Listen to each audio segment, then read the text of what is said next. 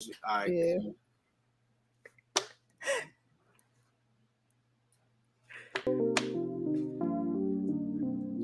All right. One more time. We are back again. We sorry for the technical difficulties. Technology has a way of acting on its own, but we're here in the cocoon room. I'm here with my lovely co-host, like to introduce yourself. Candace. And we're here to talk about money, power, and value in healthy Black relationships. Uh, these three terms have been talked about, discussed heavily, and so we would like to give our insight on it today.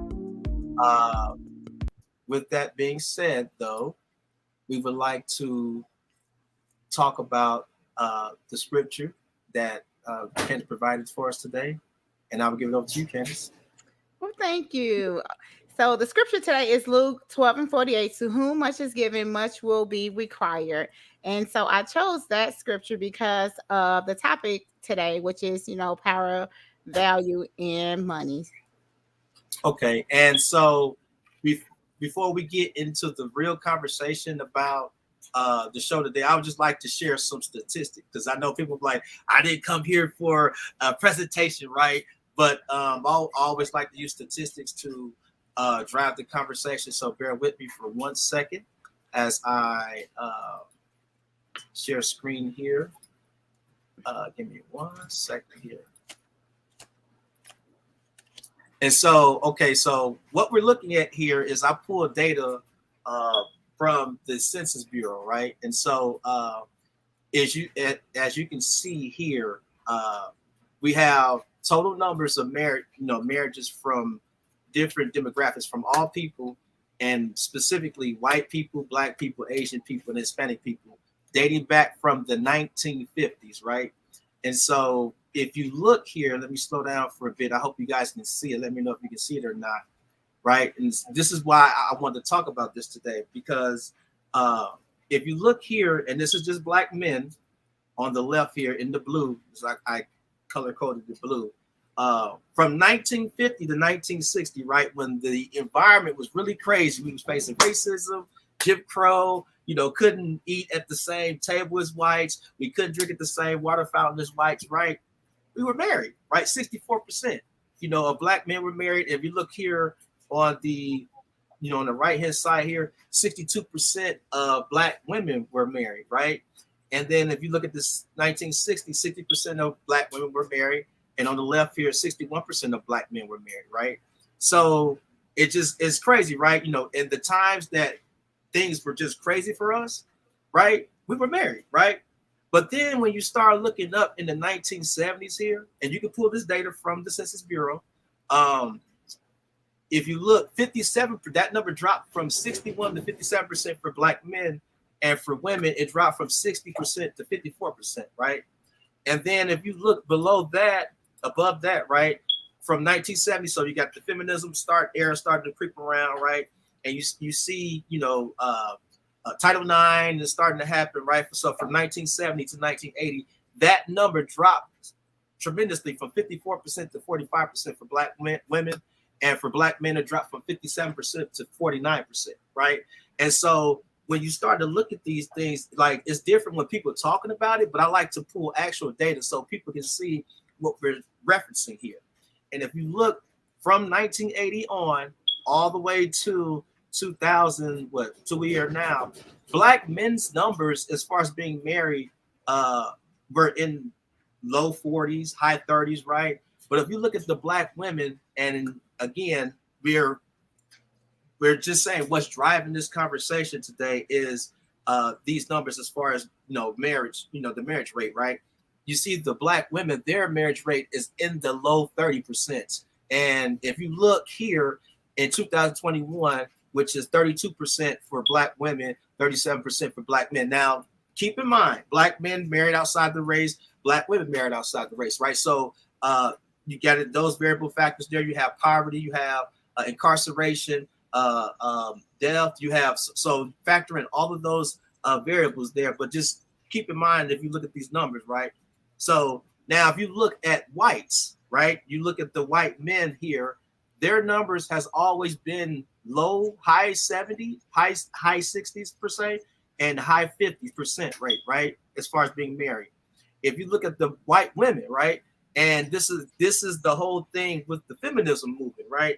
If you look in the 1960s, but 1970s, when that stuff was starting to arise, they were telling everybody, all women on in the Western hemisphere, about feminism and all this other stuff, but their marriage rates are still higher, right? And so it begs to ask you why. And so the reason I want to show that is to drive the conversation about the strong and independent term, right? And so I think, for me, I think about strong and independent, I think about removing that term. And the reason those terms were in place, from my perspective, was that, a lot of single males came from single parent household, right? Their father wasn't in the home. The mother was taking care of both duties, right? Both sides, right? Playing the male role and the female role, right? And so they went work 2 jobs, right? And so some of that term came from endearment, right? It came from showing love to his mother, right? Just say my mother was strong, independent, right? But then at some point, it kind of got spun around. And so I think for me, I'm at the point where I want to start replacing that word strong and independent, right? And so the conversation that we were having earlier about this, for myself, like, I would like to, let's say we can take a shovel and bury those 2 words, correct? Right? And replace them with 2 words that I love, which was irreplaceable and priceless, right? And so I would like to ask our viewers out there, what 2 words would you like to replace those 2 words with, right? I would say irreplaceable. Here's my thought process behind irreplaceable. For too long, our women, especially our Black women, the issue has always been them being replaced, right? And so if your mate or your male, if your husband, boyfriend, or what have you, significant other, is telling you you're irreplaceable, it kind of has a deeper meaning to it, right? Not that and I think when you use strong, you kind of give the women masculine energy, because it's strong, being strong, strength, right? But you guys have always been the strength and the backbone of our culture. And so I think replacing that with irreplaceable, and I think it's a song somebody made with irreplaceable, right? I'm pretty sure you know the song. To the left, I forget who something. But I love that irreplaceable because it gives it new meaning. And then priceless, right? Because there's no, you're so valuable, and it goes with the value part of this show. You're so valuable that there's no price, money, there's nothing money can buy to replace you. And so I would like your thoughts on that, Miss Wilson. So I do think that if you talk to your significant other or your mate and you just tell them that they're irreplaceable, that kind of drives them to, want to continue to push on. I think for so long, Black women have been, saying, I'm independent, and, been labeled strong, independent. But at the end of the day, if someone continuously say you're strong and you're independent, you don't ever have the opportunity to kind of show like a, weakness, or show that you actually need help. So being, knowing that someone values you and you're valuable, or they consider you to be priceless, is a wonderful thing, right? And so you can kind of let the grips off and kind of let go and say, even though I can do these things on my own, my partner can see sometimes that I need help and he steps in. So I think, priceless is a good term, and irreplaceable is also good. So okay, go ahead.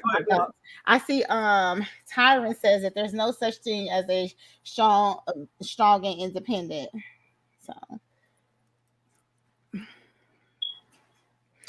So can you elaborate and tell us what your thoughts are as to why you feel like there's no such thing?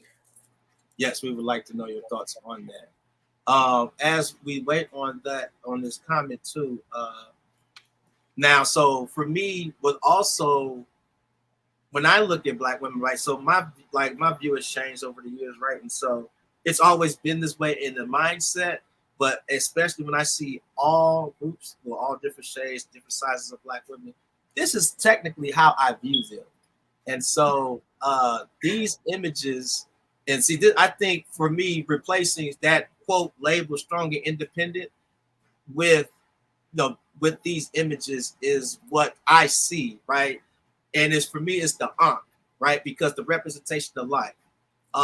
No man can give birth like a woman, right? No, a woman gives birth to nations, right? And so when I see the Ankh, to me, that is the ultimate respect. That is the ultimate elevation, I'm sorry, of Black women. And it goes with, this one too, right? These depictions, these images, right?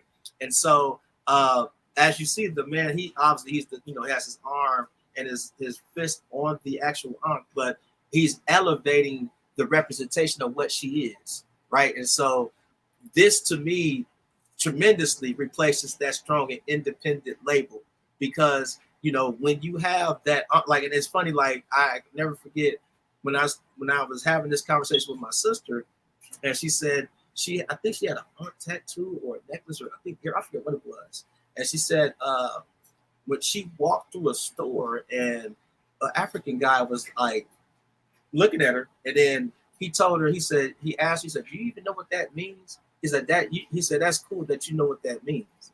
And he was basically saying, your value, your worth, who you are. And so that's, having those conversations and seeing that reaction that he had from her, that was where I was going with it. Like when I see someone with an Ankh necklace or Ankh tattoo or some type of representation of an Ankh around them, that's the same reaction I get when I see it. And so it's just basically elevating Black women in that space. So absolutely, that's the value that I see in Black women when they wear, or when I see those symbols.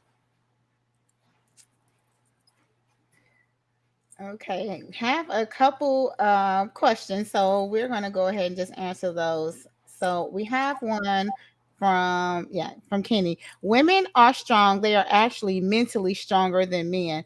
So I don't believe that Amaru is saying that women aren't strong. I don't think that's what he's saying. What he's basically saying is that he's seen how strong women are.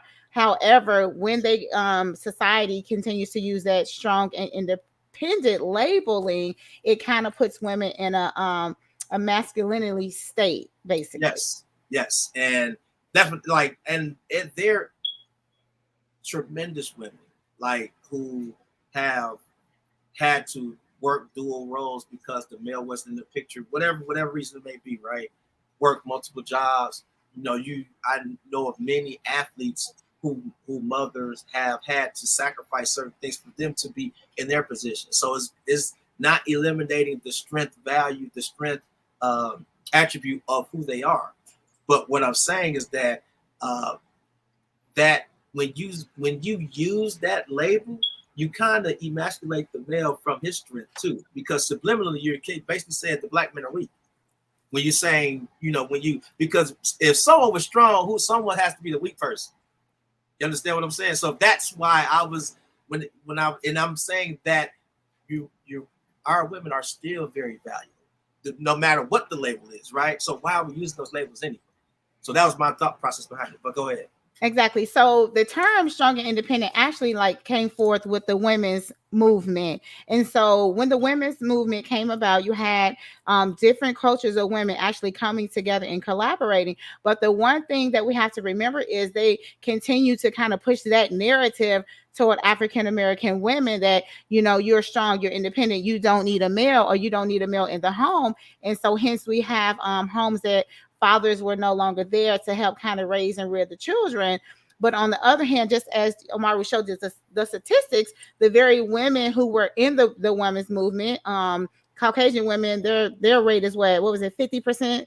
50, high 50, high 50s, 54, almost 60%, they're still married. And so although they kind of push that narrative to African American women, if you keep saying it so long, that brainwashing comes about and you really believe that, at some point you don't need a man. But we have a comment from Crystal, which I really like this.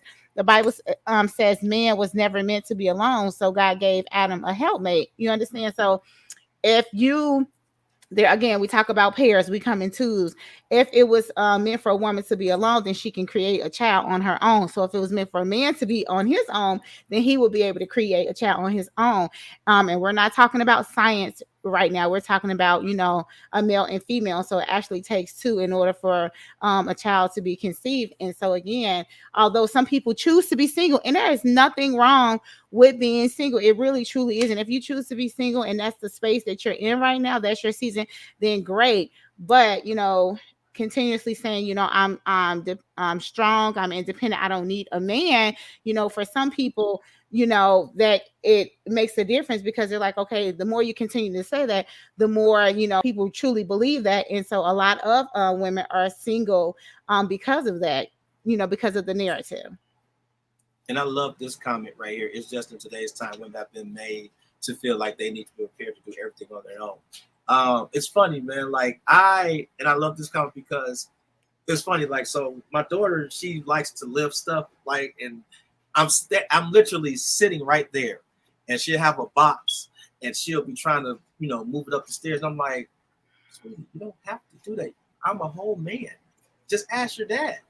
And I think because now, and her mom has no problem, trust me, like, maybe can you get this? So I don't know where she got that from, but it's like, I think subliminally, because of that strong and independent stuff, and I'm pretty sure she's 12, and shout out to her. She just graduated from elementary school, so I'm so proud of her. But I'm pretty sure she heard some of that stuff around her peers, right? Oh, we don't need a man, women's movement and all that. And it's like, that's great.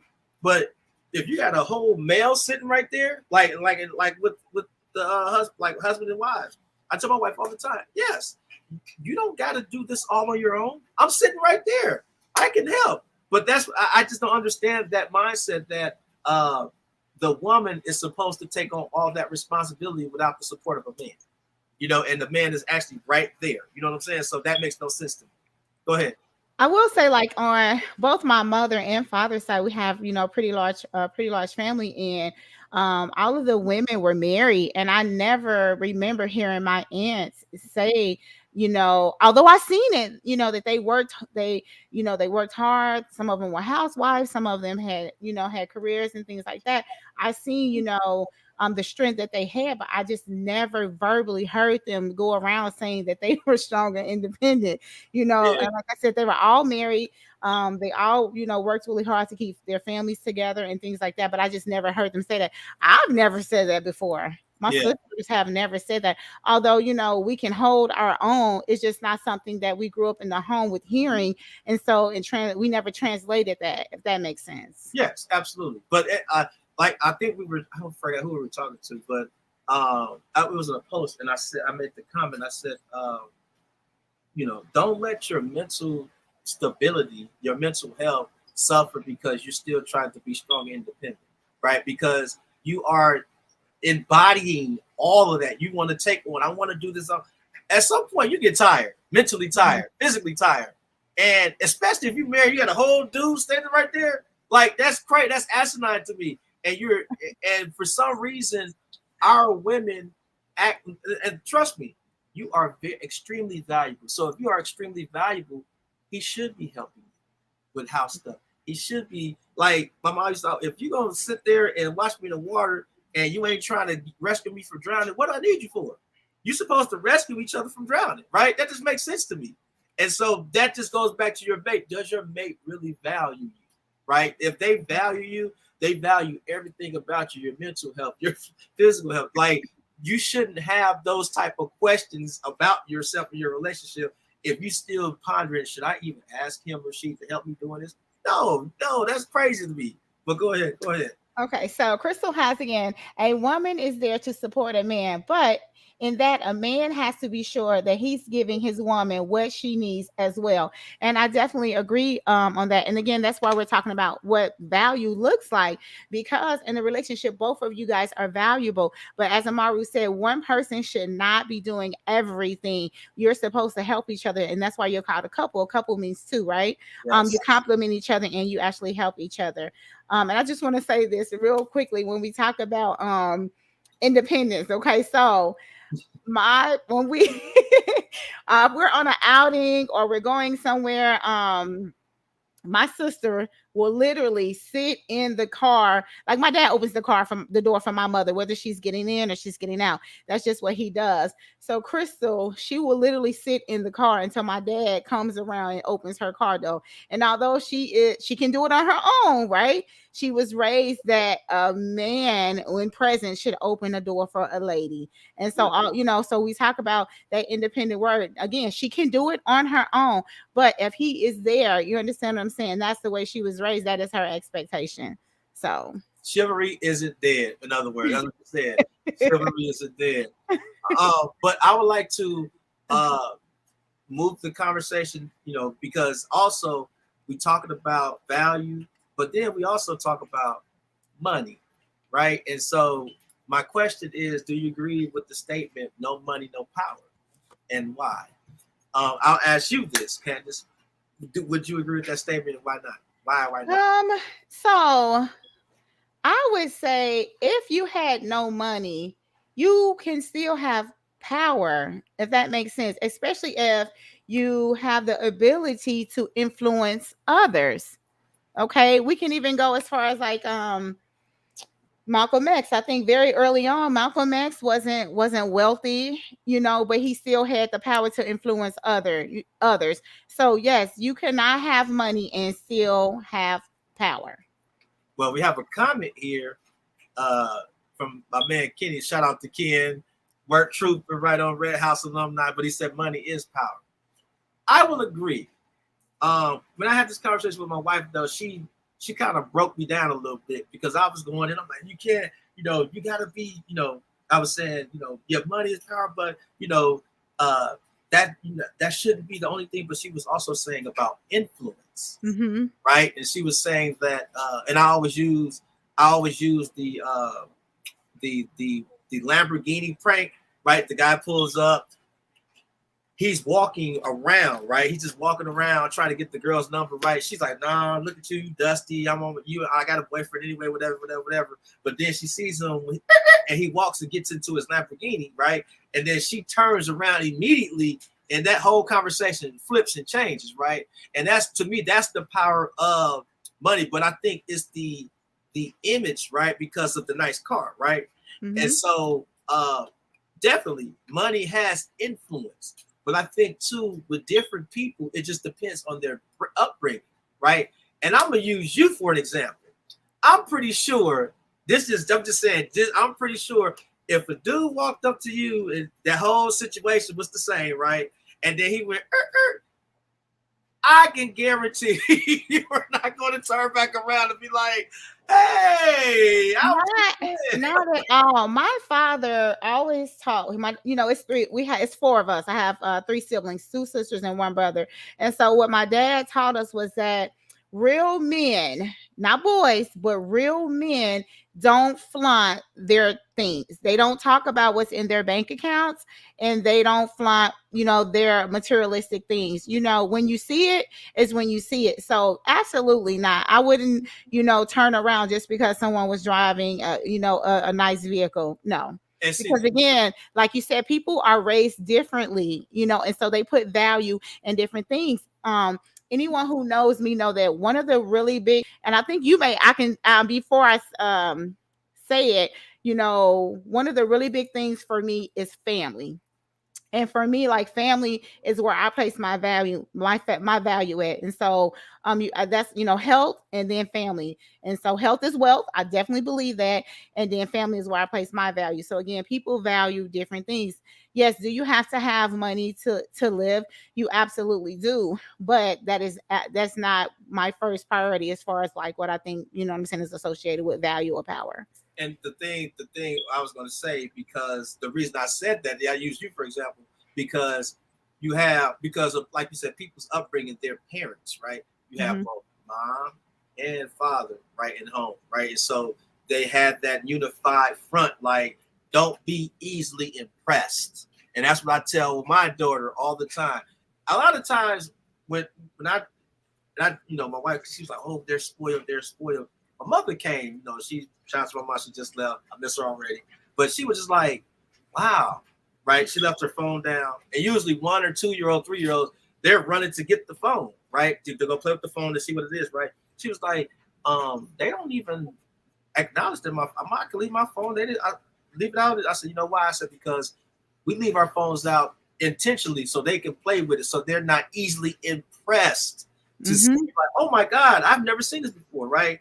I'm gonna keep doing that until they get of age too, because a lot of times in different situations, you do have issues with resources and all that. So when someone does wave a shiny object in front of you, it's like oh my God, I've never seen that before, right? But if you've seen it multiple times, my dad had that. My mom had that.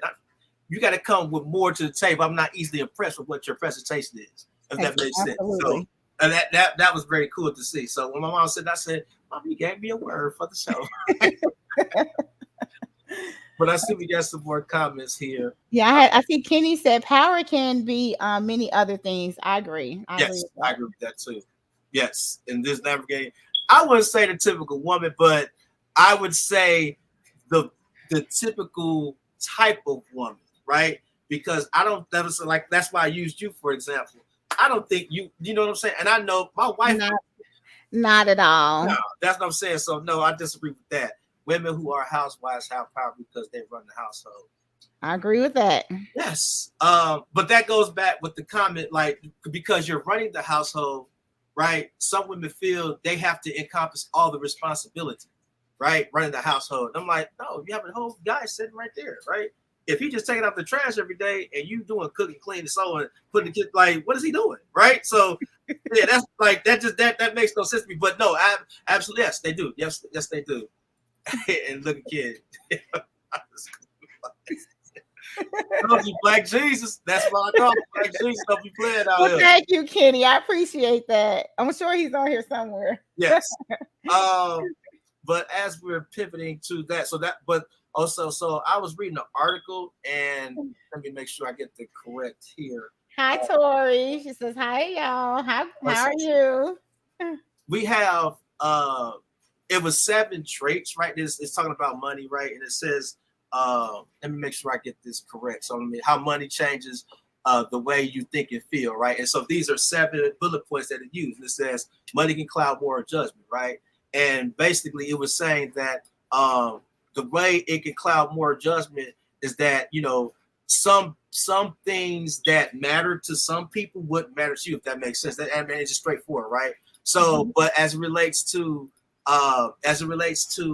relationship, right? So if the guy or gal makes more than their spouse, right? So let's say if the spouse likes to hang out all the time, right? And you like, and he or she, it could be either one. They make a lot of money. And you're like, well, I need you home. The spouse like, I need you home more. You're hanging out with your friends a lot. We got things around here. And he like, I make $200,000, whatever, right? Moral judgment, right? You see where that can seep in, right? Or some of the things that you are doing can be questionable, right? And so obviously if you have someone that you married, that person's going to have your best interest at heart, right? But if and especially with the money right there, it's another level of narcissism. Am I saying it correct? Narcissism? It's narcissism if you're talking about all the characteristics, and if you're talking about the person is narcissistic. Narcissistic. I don't even use the word, right? But I'm just saying. So that person may not even have any type of and it goes with the next point, empathy, right? Because I don't care. Like I make, do you know how much I'm worth? Right? You look at the Forbes list. I'm on there, right? So I'm just talking, just put into perspective, right? More money, less empathy. So it kind of goes hand in hand with the first one. Go ahead, jump in if you want to say something. Go ahead. Well, all of the things that you're listening is basically saying that, if this person has money, they feel like they have the power to do whatever they want. Does that make sense? And because they have that amount of money, so then that tells you where they place their value. Their value is not specifically in their mate or their wife. Their value is in money, or their value is in hanging out, in the street or whatever. So those are the things that they value. Yes. So that's the second one. And it's a quick 7, so I want to bombard people, but wealth, money has been linked to addiction, right? Because you have, I wouldn't generalize like that, but I would just say the people that I've known who make a lot of money, they're kind of less cultured, to so to speak.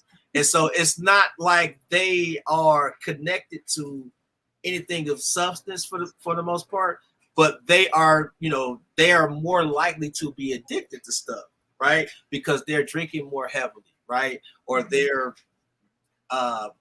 utilizing substances that they shouldn't be utilizing, right, more heavily. But I know this is your expertise because, again, y'all, she is the expert. So I will let her dive in here. Go ahead. Thank you. So let's just kind of clarify some things. So yes, people with more money can have addictive personalities, and because they have the money, they have more access to objects and things. But remember, having an addiction doesn't specifically say that I'm going to be addicted to a substance. Having an addiction, you can be addicted to buying clothes, buying cars, buying big luxury items. You could be addicted to pornography. You could be a sex addict. You could be addicted to working out. You could be addicted to using credit cards, having plastic surgery. So addiction can come in all forms. Some people are addicted to food and sugar. So just be mindful when we use that term addiction. It can relate to all parts and all areas of your life. Okay. And then that's cool because it segues way into money itself can be addictive, right? Because you done made so much, you just, I gotta make more, I gotta make more, I gotta make more, right? And so can you talk about what is that makes people addicted? Is that a chemical imbalance? It can be. It also can be genetic. Remember, we talked about epigenetics on one of our episodes, and epigenetics says that you're 50% of mom, 50% of dad, everything else is environmental. But things like addiction can also be taught. Basically, so if you're raised in the home and there's 4 children and parents have addiction and they see addiction kind of growing up, maybe 2 out of the 4 kids are going to be addicted to some substance. It may not be the same substance that the parents were addicted to, but they can, it may be something else. And so it can be a learned behavior, or it also can be DNA. Okay. And so that's how addiction typically happens. And you won't know that you have an addictive personality, or you have the trait until you take your first drink, till you take your first pill. And so typically people don't find out until later on. Addiction, nobody ever wakes up and say, I want to be an addict. They typically are using it for recreational use, but once they start with the recreational use, then they become addicted. Let's look at some comments here. Look at Mr. and Mrs. Collier. Look at hello, y'all. Hello from Mrs. Collier. Hi. Hey. Miss Hi, Lakeisha. And then Mr. Kenny, pre-parenting is the key. What your brain get exposed to before the age of 7 with the side. Yeah, absolutely. And I'm, again, my wife, she's, that's her field. But it just makes me more conscious and aware of how I interact with them. Right. And so I kind of do stuff intentionally. So like when I use that example, I'm just like, okay, so it's actually working, because my 1-year-old, she gets in there, Pine Sol, she grabbing everything. And I'm like, what do you know that will kill you? And I'm like, she grabbing from her, she's crying and stuff. So I wish I'm just saying, I ain't pouring the Pine Sol on it, but I'm just saying, I'm like, I should pour it on because you crazy. Like she literally doing all that. So but that's why I intentionally do that. And then hey, what's up, Tori?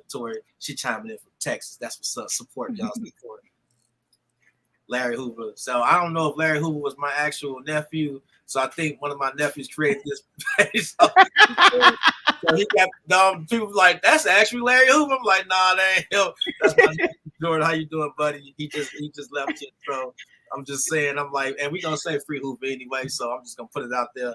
Hi, Jordan. Back to our little list. 5 wealthy children can become trouble. And so this goes back hand in hand with just relationships when you're dealing with people with money, right? And so the children can be affected, right? Because you have a elevated sense, right? You like some of the things like what's the word again? The N-word we was talking about? So some of them can have narcissistic personality disorder. Yes. But however, with the wealthy children, and not all of them, because we Not don't all. want to Yes. kind of Yeah. label all of Yeah. them, you have to remember if their parents are wealthy and the children are have access to more things, it's about having access to more things, accessibility to more things. And also when parents are wealthy, typically they are continuous addiction to making money. So they're continuously moving about. And so they may not spend a whole lot of time with their children. And so if the parents are emotionally unavailable to the children, then they start to focus on things that make them happy. Does that make sense? And Yeah, then that absolutely. is where the addiction can come in, and also the trouble. So And then I would like to move on to the sixth one. We tend to perceive wealth as evil, and in most cases, yeah. I was thinking when I saw this, I was thinking about just black people in general, right? Because uh, a lot of us haven't seen. Well, I'll say when we were kids, right, and we were money's through all evil and all that, right? We would perceive like, man, if I get a lot of money, that means I'm gonna go crazy, right? And but I don't, I remember we'd be in stores and I would have money in my pocket, didn't want to spend it because I'm like, like you ever went to a store and you knew you had money, you didn't want to buy anything, but then when you left the store, like you go back to the store, you ain't got no money, but you would buy everything you see in sight, right? So like, but it's the evil personality of balancing the two. And so my word, I love the word recompense, right? Just the balance. And so because we don't have, we perceive it as evil, but then some who do wouldn't, right? And I think with the struggles that we had as a community, some that perception is always out there, right? And so go ahead. if you even look at the statistics of the lotto, the people who have won the lottery, and this is just not for African Americans, it's for all cultures. People who have won the lottery, if they have no financial background, they don't know about banking, budgeting, or investments. Yes. Most of them are poor, or they're back at a working class level after 4 years. And some of them spend it in the first year, some of it spend it all in the second year, and then most of them have spent it all by the fourth year. We are the number one consumers of money. I don't know if the statistic is still true. I remember when I was in grad school, they said for every dollar that African Americans earn, we spend 80% of it. So every dollar you earn, you spend 80 cents of that dollar. So it means we only save the 20 cents of the dollar. So I don't know if that's still true today, but that was like what, almost 10 years ago. And so that's alarming. And so it goes back to we've always been perceived as not having and going without. So I do agree with that. Go ahead. Okay. Okay. Money can't buy happiness or love. Go ahead. I know you want to do it. Go ahead. Okay, so I know most people would say, money can't buy love, but it can buy them happiness for a short time, because they can buy the things that they like, they can travel, they can go the places that they want. But how many people who has money who are not in a relationship or does not have a support system? Because you don't have to have a romantic ship, but if you have all of these things and you have all of this money, but you don't use it to help others, or you don't use it to influence, to change things, then what does that look like? And so I truly believe that, having money is a plus, but really having like a true love for someone, or someone truly loving you because of your character, makes all the difference. I Okay, agree. so that's what I would say to that. I agree. I know, and it's funny. I think who I listened to a song and it said that when we were poor, we was always happy.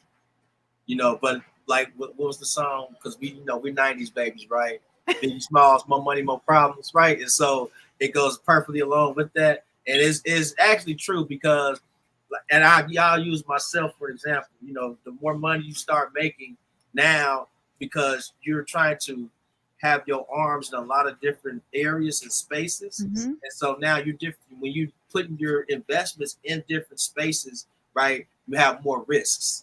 And so those are the problems for me. Like those are the problems that I see. Do I really want to risk $1,000 doing that? Or do I really want to risk 2,000 in this stock? Or do I really want to risk one of the tenants or something like that? When buying properties and stuff, and so it's always going to be something, right? But it goes back to valuing yourself, right, and knowing who you are, right? Because some people have no clue who they are. They're not grounded, and so if you're not grounded, obviously you're always going to be miserable. So I know you're looking. There's probably comments coming in. I am looking. Just go. Shout out to Mr. Doty, representing downtown.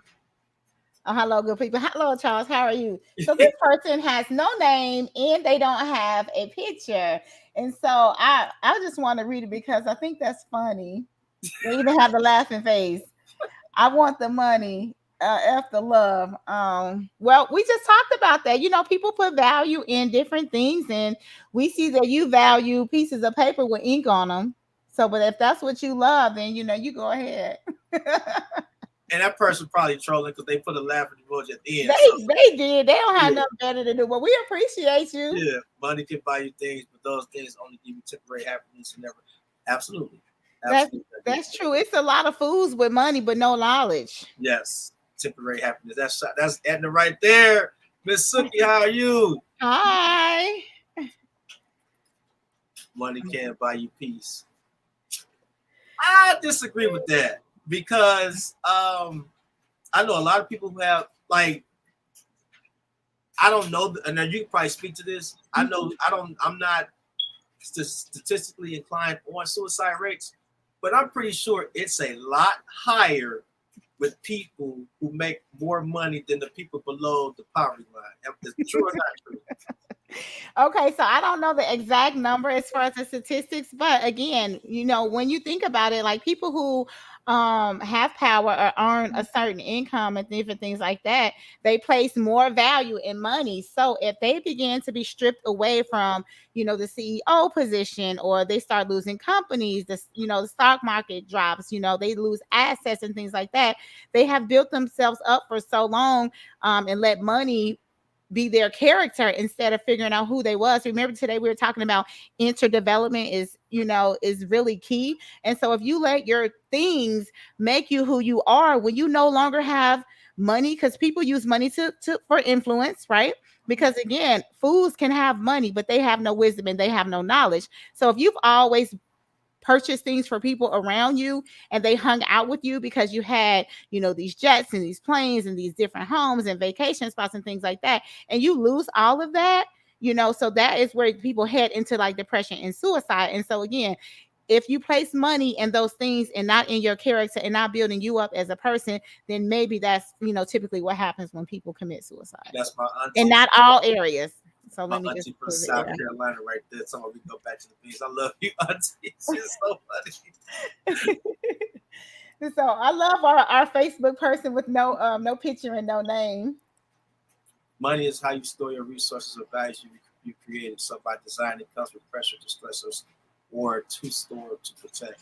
By design, it's not. Yeah, and I agree with that. I would agree with you, Kenny. Yes, and so for those who don't know, he will be coming through in a couple weeks with some cryptocurrency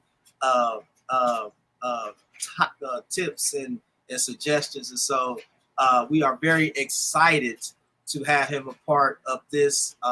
He was one of the first ones to reach out when we started this. And so I am just so excited to have him a part of this. So absolutely. But he's right on. He's right on with that. Well, Kenny, I will say this for our Facebook user without a name, you know, he is interested in becoming, you know, having more money. So maybe he can jump on and learn about cryptocurrency. Marcus checking in right there. What up, big dog? Say just a question.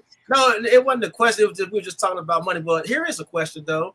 How does money affect your relationships?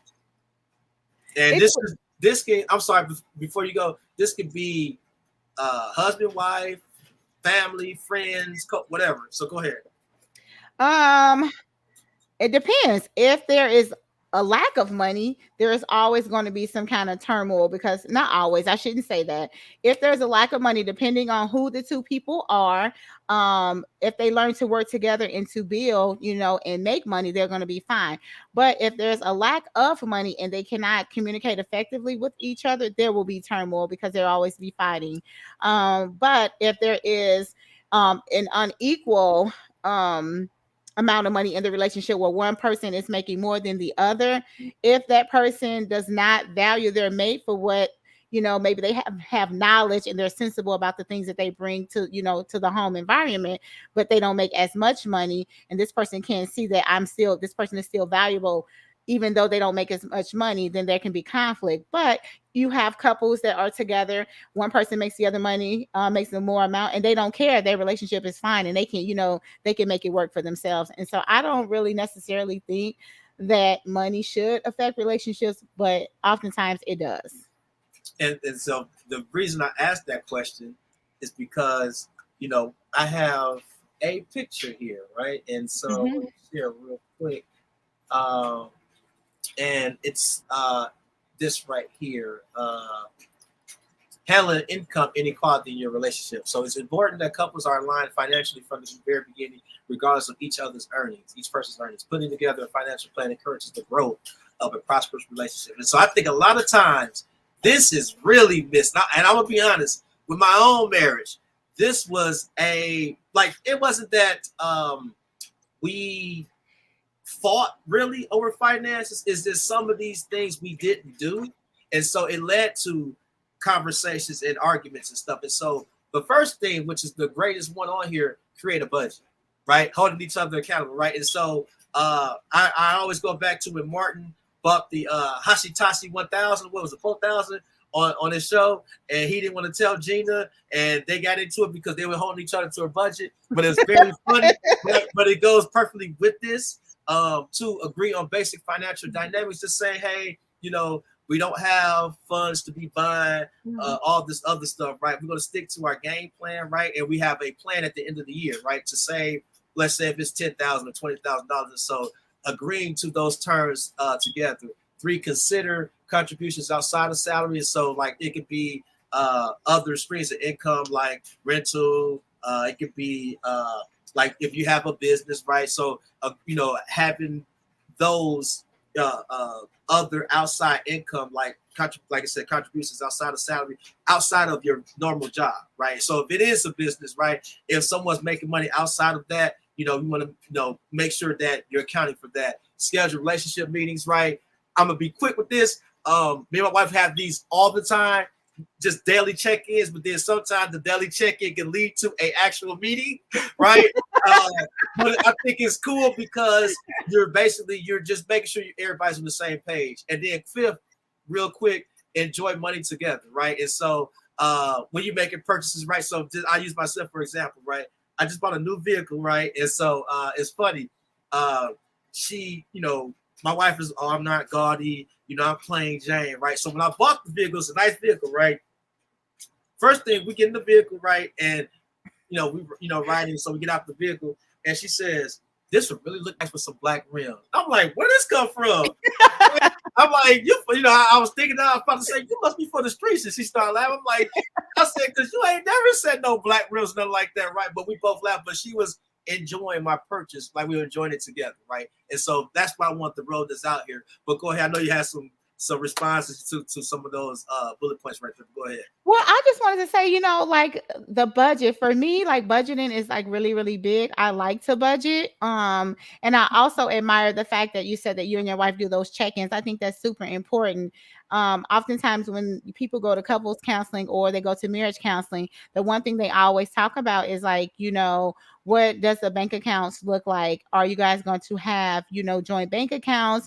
Talk about finances before you get married. Talk about how many kids that you want, what children rearing looks like. And so if you do that very early on, once you get married, it's going to be standard because you have already been set up to do those check-ins. And I think that's really important. And then actually, again, celebrating each other when you make those purchases or when you set a goal for yourself and you accomplish those goals. And see, my wife was so hilarious because again, I was like, black rims. I'm like, where that come from? I'm like, so you've been watching these, you've been what they call it, wheel watching, right? You've been watching these, I'm like, you know what I'm saying? So I'm like, well, I'm gonna have to keep my eye on it, but we both laughing, you know what I'm saying? But she was like, I remember the last car you had. I said, no, I'm out of that phase. You know what I'm saying? So I'm maturing out of that phase. So it's just funny. But so with that, also I like to pivot to some core values, right? Because it is about values, right? And so some of these values that I pulled off from our post, right? Commitment, passion, dependability, honesty, loyalty, positivity, optimism, reliability, and efficiency. So my question to you, Candace, and others is there any core values that we missed when I talked about that? Because again, you are the expert. I wouldn't say you necessarily miss any, because you got to remember, like, people values are going to be different, culturally. Sometimes people come from different backgrounds, they were raised different, but I think that hit a lot of the most important ones. Okay, and I'm looking at some comments here, so, and this is pretty cool. So, Miss Candy Butler, Miss Wine, I'm learning how to budget. It's a learning process. I mean, and you have to understand, like, it's not to point the finger at one another, right? Mm-hmm. Because when you're budgeting, you're helping the household. So you're gonna get bumped and bruised when you're learning some of these things. Because when you're single, like I had a budget when I was single, but I kind of really didn't. I was just like, okay, let me live check to check. Let me go on to squeeze these Jordans in right here. You know what I'm saying? Like, I'm gonna penny pinch for this light bill, but you know what I'm saying. So it's different now because you have another whole person alongside you, right? Mm-hmm. And so let's say if you, and it goes with Kenny's comment, communication, right? If you're spending more than you should, guess who's going to have to compensate for it? But your partner. Right. So that's not fair to them, right? Mm-hmm. And so that's what I'm saying. Like, and trust me, my wife has said, okay, you spent a little too much money. So, like, it's a learning process for all of us, right? Because we love to spend, and some people that's something that we love to do. So, absolutely. And it's always going to be a learning process. Go ahead.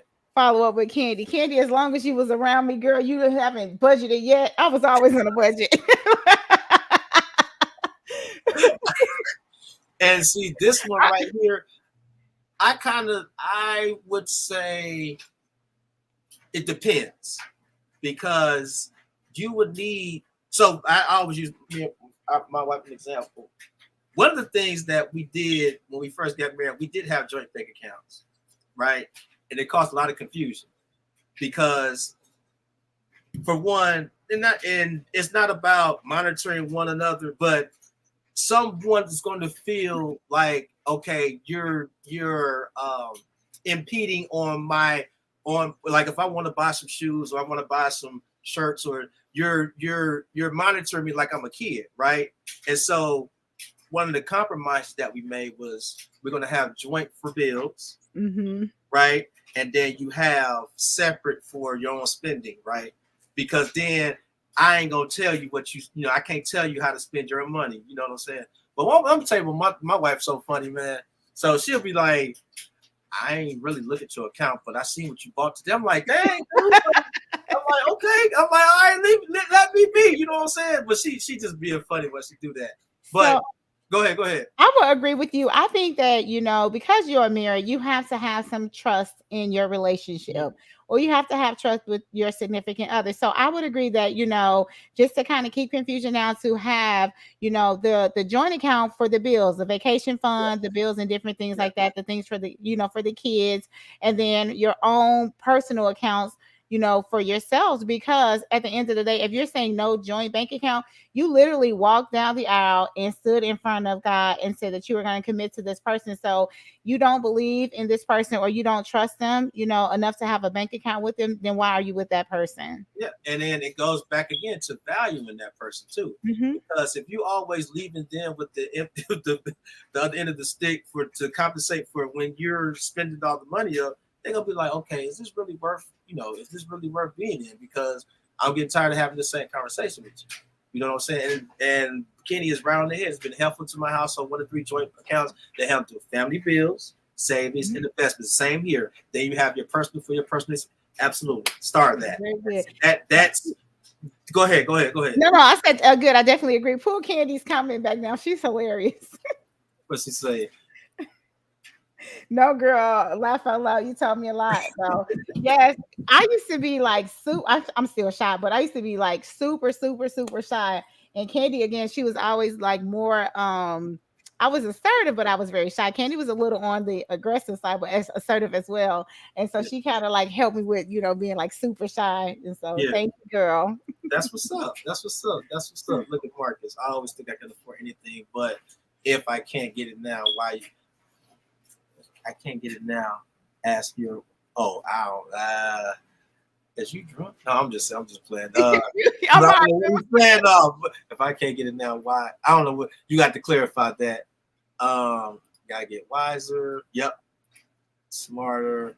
And then Kenny said, if you don't budget, you can't invest. Absolutely. And see, like that, and that's why I brought up that economic statistic about the consumption, because that kind of, when I heard that, I was like, wow, like we consume 80% of the dollar. Every dollar we earn, we consume 80% of it. And that just goes along with that statistic. And so, that just another conversation as far as economics, which I'm glad he is on here, because he is the guy that's my man. I love him. And so we're going to have him on shortly, talking about anything financial. So if you have any questions about finances, cryptocurrency, stocks, bonds, all that stuff, we're going to use Kenny expertise on that.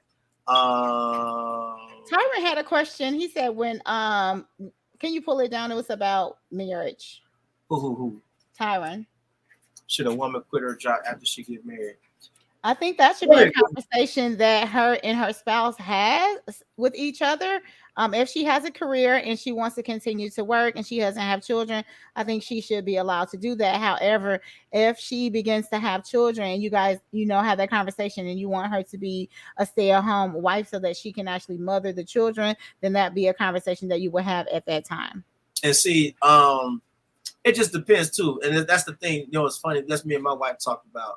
Right now, I'm still in the throes of my CPA exams. It's like I've been doing this forever, and so I told her, I said, because I'm alarmed with what the schools are teaching our kids. Well, not just kids in general, right? And so I'm looking at my little ones, and I'm like, I would love for you to be a stay-at-home parent, because I would learn for them to learn directly from you, right? Mm-hmm. And not be infiltrated with what the stuff they're, this is a different conversation, but it just depends, because if we have this conversation all the time, if I'm able to mask all the responsibility as far as the bills, I'm good with that, because that means I'm always be on the go. I'm always be, making sure ends are met and all that. I don't want our lifestyle to change, but also I want to make sure that my unit is intact, because if you're trusting me to make the money, I'm trusting you to take care of my household, mm-hmm. right, and to teach them and educate them, right. So, yeah, I mean, I would say this. I think if every man, like, let's say if everything was all equal, right, everything was mm-hmm. equal, right, and if black men, not dependent on college education or not, if they could earn $250, right, I'm pretty sure they would want their woman to stay at home. You know what I'm saying? But that circumstance is not for everybody, right? Mm-hmm. Because if you're making $250,000 a year, right, just saying every man that you know, they'll be like, I don't mind you staying at home because we good. You know what I'm saying? Mm-hmm. Now she ain't spending up $100,000 on the $250, right? But I'm just, I'm joking. I'm just, being facetious. But I'm just saying, right? Because I'm pretty sure no man would want their wife or spouse, or significant other to be, stressed out as far as working their career and doing all that, because it comes with a lot of stresses and microaggressions and all that stuff. And so I'm pretty sure, that would be the same for all men. So I'm assuming that in my own situation, but if you would like to respond to that, absolutely go ahead. My mom, it's like I said, it's 4 of us, and my mom was able to stay home because my father wanted her to parent us while he works. And she, she would do stuff in the summer. She would volunteer at places and different things like that. But she actually stayed home. She was a stay-at-home wife, and that's a lot of work. I'm like, I don't know how she did it. She was a stay-at-home wife until my little sister was a senior in high school. Okay. And then after that, she went into the workforce. So. Okay. And like I said, whatever works for that family. Yeah, and my father was like, I have 3 girls. I have a son. I just don't want, my kids, being raised by television or the streets. So I would prefer that she be in the home with them. And it's doable because, again, they work as a partnership to make that happen. He didn't make her feel bad that she was there. You know, that's what I'm saying. That's the part that people need to understand. Like, if you're going to agree to some of that, you know, to that term, right? Those type of structures for the household, right? Dad working, mom being home. I'm pretty sure he didn't make her feel bad for being there. You know Not at all. I mean, he's like all of the, the vehicles. I mean, anything that she needed, he made sure that she had it. She was very well taken care of. We were very well taken care of. Negro, please see, and this is what I'm saying. But you're not in that situation, so you wouldn't. You know what I'm saying? Like you wouldn't. Is he saying that for you or yes, for? Yes. Oh, for you. Okay. I know a ton of married men. I'm sure if that was I said that's why I said if all salaries, if everything was equal, right, and every man, if I walked into the workforce making $250,000, I'm pretty sure they wouldn't mind their wife staying at home at all because they love her, right? I would not. I'm pretty sure they would not mind that. Some women don't have that conversation with men before getting married.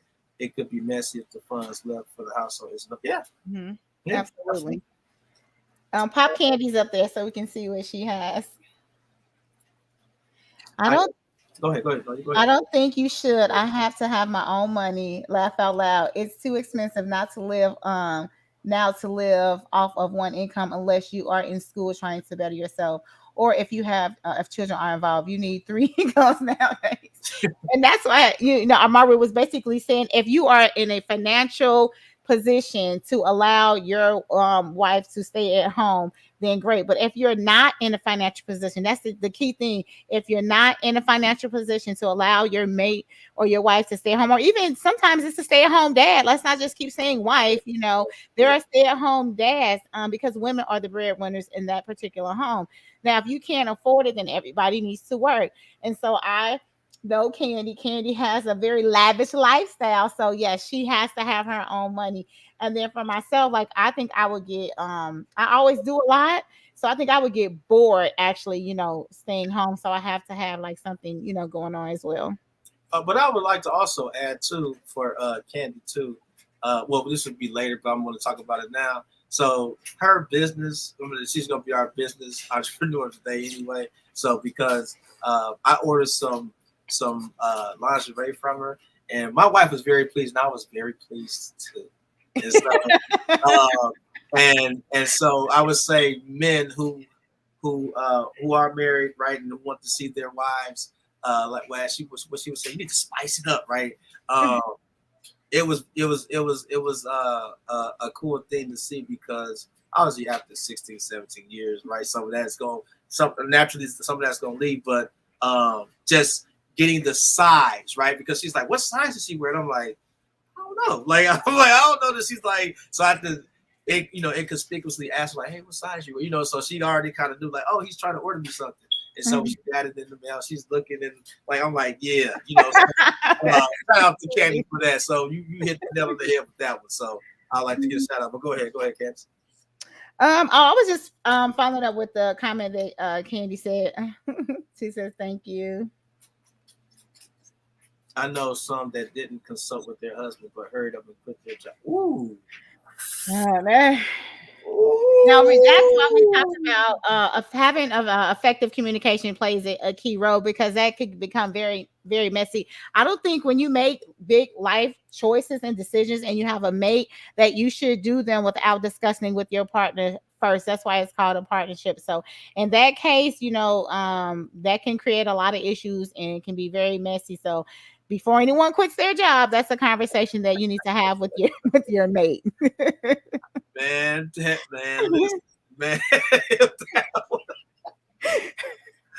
Woo, boy, that would have been something. Is there anything else you would like to add? Before we transition into something else, we have a word of the day, which I thought was pretty interesting for this. And so for this podcast, and it was honor. And go ahead, Candace. I know this is just Okay, so I chose honor as a word of today. And honor, the definition of honor is high respect and great esteem. Because we talked about power today, we talked about money, and then those core values. I do believe that when we are, out in public, when we're in our homes, when we're at our children's school, or just in general, that we should always show, respect for ourselves and show respect to others.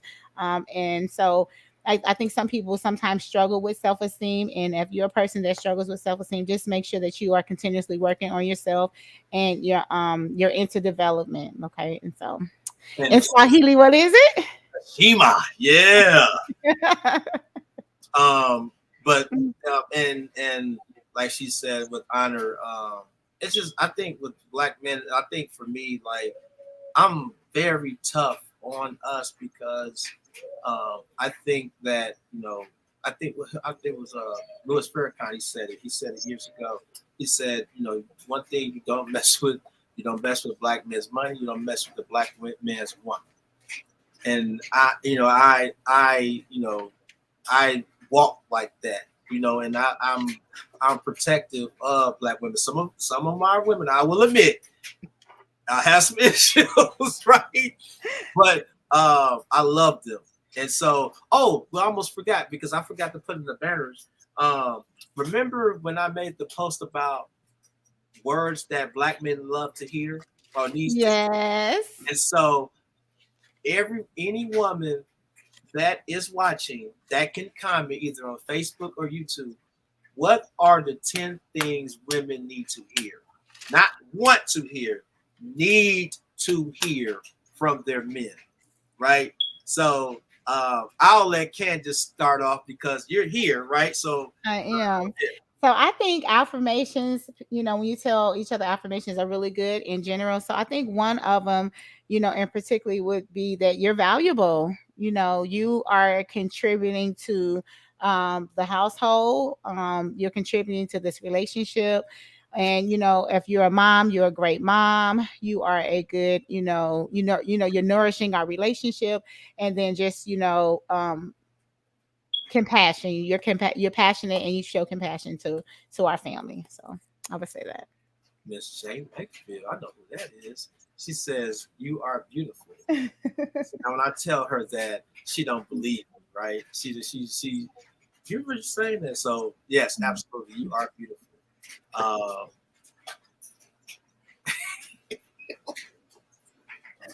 Okay. but it goes along with what she just said. What else? What else, Candace? 'Cause I know this is something that sparked a lot of comments, right? It did.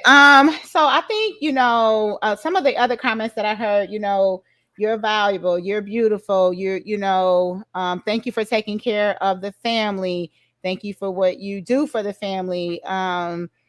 If you need help with the house, I'll help you instead of just, being physically present, but not actually contributing to the household. So those were some other things. And please add more if you have more. That I think another comment here. You are my friend. Y'all trying to get these dudes out here crying and stuff. Oh, she said you are my friend. I like that. I think for the men, and then with the men, I would say I'm here. I'm here for you. Mm-hmm. I would say I'm your rock. And some of these were when they were at the wedding. So when they were, Vaughn and Ariana reading their vows, I was like, okay, what do you say? She never folded, so I'm never gonna fold, right? I'm always gonna be around. Obviously irreplaceable, priceless, priceless. I would say, obviously you're my friend. I think that's a powerful comment saying you're my friend because a lot of times you don't have, and every marriage works differently, right? Some marriages they're not really friends, and I think that's interesting to me because I think like over the years, if you are living with someone, right, you start to become friendly, and so I've seen some they don't become friends, so that I've always observed that. So Did someone say? Oh, that's the one I was gonna say. I'm your protector. Jody out here with some depth. Right there, get deep out here. I like that one. You are my peace. That's a really good one. What about, I'll make sacrifices for you? Oh, I put the wrong one up. There we go. I trust you with my life. Yes. I'm a better man with you in my life. Okay. Oh, that's so sweet. That's TT. That's my auntie. I love you, auntie. I would say be a friend and not a twin. You're gorgeous. Yeah. I would say I like that. You are my peace. And a lot of men, and and this is just across the spectrum. They always say, I do not want to come home to a disruptive household. Right? I want to come home to peace. And so that goes along with that comment. It goes hand in hand with that comment. You are my peace. If a man can say that to you, that means he really loves you. Right? And you could probably have 4 arms, 4 legs, and 5 eyeballs. If he can say to you, right, and that's what I'm saying, it doesn't matter about looks. If he can tell, if he can walk, and then I'm pretty sure if he's saying that, he's probably saying that to other guys about you. Like, she is my peace. That means he really loves you. Go ahead. On the flip side, you said, men said, I don't want to go home because there's no peace at home. You have to still remember, like, in order for the home to be at peace, he has to make sure that he is providing an environment so that there's peace. Oh, absolutely. Don't disturb the household. Yes. Know what? I need somebody to tell me, like, baby, if it's a war out there and we're in the midst of the war and you get injured, I will never leave you out there. I'm going to come back and grab you and take you with me. Okay, look at her. That's what I need. We got more here. Yep. I couldn't do it without you. Everything is better when you're here by my side. Oh, you guys have some really good ones. No, she just got married. She dropping that. That's that line. When you just get married, about 10 years from now, you're gonna be like, no, I'm joking, but that's a good one too. He said, I try to be funny, Yeah. So we've had a good show, guys. I would like to transition though, and I think we still got work coming in. I'll give you my limb if you need it. Yeah, you can really tell she just got married. Yeah, that's y'all still within the what? This is the first year. No, they've been married a while. I think at least 3, maybe it might be 4. Yeah, that's that 5 year. Wait till we hit that 10-year mark. I can't stay Amara, you have the picture with the knowledge and the scale. Oh yeah, I am so sorry. Here we go. Let me go find everything. So guys, I thought we should show this picture since we were talking about power and value. So again, most people put their money in value, and it's great if you have money. Money's always a plus. However, knowledge is definitely power. The more that you know, the more that you continue to grow and influence others. Again, if you have money and power and influence, and if you don't use it to give back to your community, to give back to other people, then what use is it having it and not using it for a positive? Go ahead. Oh no, that's all I had. I love this picture because it's showing you what's really valuable. You know what I'm saying? What weighs more? Again, we have cliches from when we were kids. Knowledge is power. Mm-hmm. That basically reemphasizes that right there. That's why I love that. And if something as simple as a brain can hold more value than a bunch of, they could probably dollar coins or dollar pieces, right? So, but we don't really think of it in those terms, right? And so that I love. That's why I love that picture. We still got comments coming in. My sister just jumped on here. Let's see what her comment is. Where you being, girl?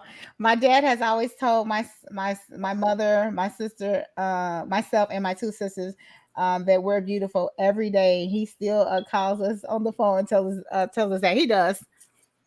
He Like, tells us that we're beautiful. the expectation bar is just so high. Mhm. And so that's a part of that's that self-esteem. Just like, remember you said you leave the phones out for your children so that when other people leave their phones out, they're not overly excited or overly stimulated. So for us, we have high self-esteem because our father told us, when we were growing up, that we were beautiful. So if someone comes up to us and say, "Hey, you're beautiful," we're going to be gracious and say thank you. But it's not like, we've never been told that. And so if someone is continuing to tell you that to try to talk to you, just to impress you, it's like we're not easily impressed. So. Yeah, absolutely. And so, well, it's funny too with this comment too. I tell my daughter she's beautiful, and I'm like, sweetheart, I'm supposed to tell you that I'm your father, right? Mhm. And it's so funny. Just a quick story. She's had braids all her life, and so for graduation, they press comb her hair out, right? And so I didn't even see it until she got home. And then she's in the mirror, like doing her hair like this, and I'm just like, because my daughter loves sports and all that, so she tried to be a tomboy, whatever. And so she's like, my wife asked her a couple of days, she's like, "Do you want me to take that out?" She's like, "No, I'm gonna keep it in here for a little while." So you're starting to see what we were telling you. It's being reinforced, and you see, the beautiful, because she got beautiful dark skin, and her hair is just flowy, and so it's just funny seeing how that shifted real quick when her hair got changed. So, and I love her again. Shout out to my baby girl. We got more comments. Go ahead. Yes. And I'm realizing that every single day, even with my son, I realize that every single day, I'll call and say, "Hey, Gordon." 4 years on the 16th of this month. Congratulations. But that's that fresh. You're my limb. I don't even say, they ain't even in my vocabulary no more. I say, "How about you're my limb?" I'm like, y'all just got married. And we appreciate that. Thank you, Candy. She said, "Great show." And yep. Appreciate that, bro. Self-esteem goes a long way. Yes, it does. Yes, it does. And so we're winding down, and we'd like to transition always to the segment, which is eye candy. And so we got some shoe game here, and I thought these were pretty slick. When I said, "Look at her right here with these shoes right here." So it was 83 degrees out today, and so I chose to wear sandals. They are black and they have rhinestones on them. They're bedazzled, and if you like them, you can purchase them at Akira. Akira is in most malls. So those are the shoes for today. Those are pretty dope. We talked about the word of the day, then obviously the entrepreneur of the day. We don't have to go back to Lavis, right? Because I talked about the love that she showed. And let me tell you, the shipment came within 3-4 days, so it wasn't like I was waiting a month for it. I ordered them over the weekend. I got them I think Tuesday, and she wanted to make sure that the sizes fit and everything. So again, Candy McSwine. Is that what was the last? Candy McSwine. Yeah, McSwine Butler. Mm-hmm. Yes, and so shout out to her. Quick service.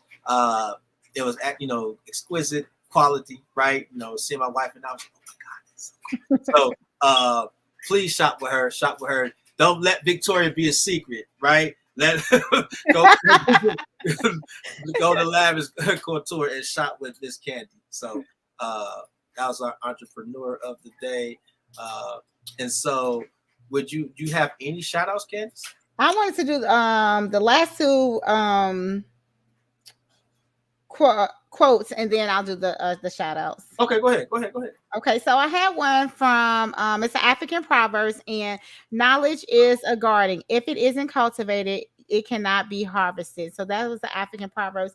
And I have one from Muhammad Ali. He who is not courageous enough to take risk will accomplish nothing in life. So those are my last two. And I love that. You say you love Muhammad Ali? Yes, I love that. Yes.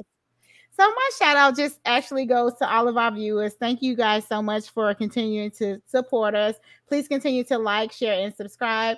Also, I want to give a shout out to Destiny. Destiny is one of our my friend, our family friends. She is actually getting married in August, and she had a bridal shower over the weekend, and it was really fun. So shout out to her.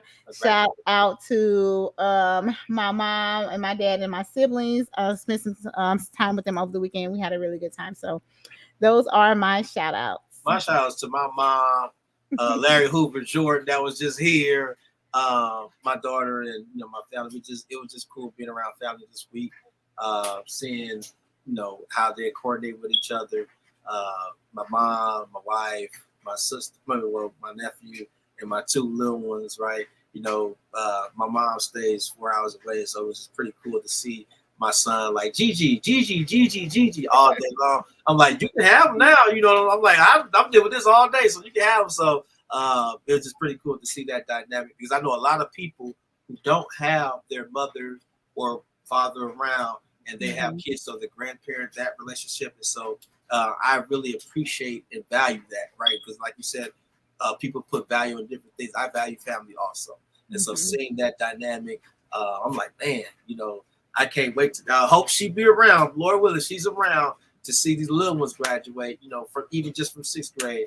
That's gonna be exciting to see. So, any closing remarks?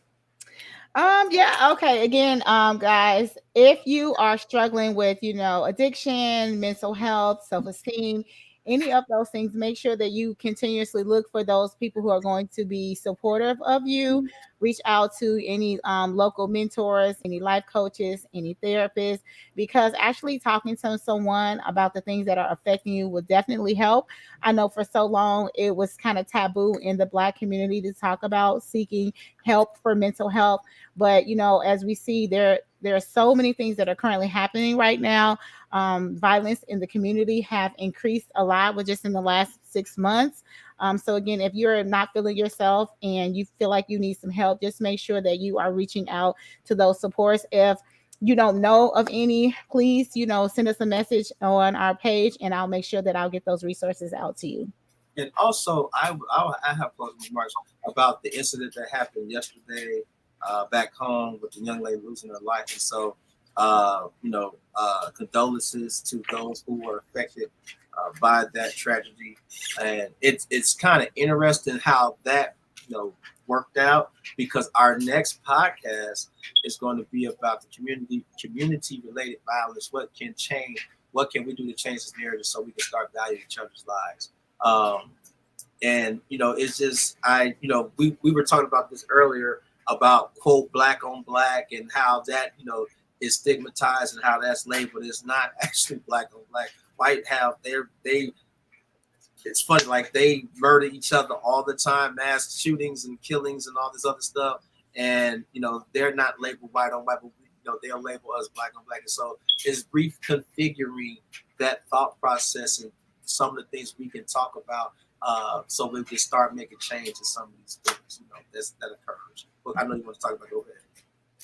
There's no such thing as Black on Black crime. There is just crime. So just kind of following up on that. But again, that will be our topic for the 26th of June. And I believe that is it for me. But thank you guys for tuning in. We had a rough little start with stuff that was happening, but we love and appreciate you guys' support. Also, before I leave, I'm just gonna throw a nugget out there. We are thinking about having an event where we are cleaning up the block, right? And so one of the areas that we're targeting is Etna Little League, right? To see if it needs to be cleaned up. When we started this podcast, one of the things that we talked about was doing community work. And so I think it's paramount to get our hands dirty. And just to show, because a lot of us don't live back home, right? And so I think some of us, that the ones that do live home, they think that we do not care about some of the issues and some of the challenges that they do have back home. And so I think this would be a wonderful opportunity to show them and the people of Gary that we do care. And so we're not out there. We want to make it a family kind of event. Pick a Saturday. I'm just throwing it out there because we're just still brainstorming from 9 to 12. It could be 10, 15, 20, right? Somebody buy some trash bags. Somebody buy some gloves. Black Jesus is going to be out there barbecue. We're just throwing it out there, right? Hope we don't burn the meat up, you know what I'm saying? But, oh, my daddy don't do burnt meat. But just have an event where we're, cleaning up, some of the areas back home, right? Because we want to make sure that our city and the people that live there still know we care and we do love the people in the area that we grew up in. Go ahead. All right. Okay, so thank you everyone again. Our sincerest, condolences to the people who are affected last night and Gary at that club shooting. And again, I want to say, if you have power and money, please use those to help influence others and to create change. All right. With that being said, we hope you guys enjoyed the broadcast. Have a nice night, and we'll see you in 2 weeks. See you next time.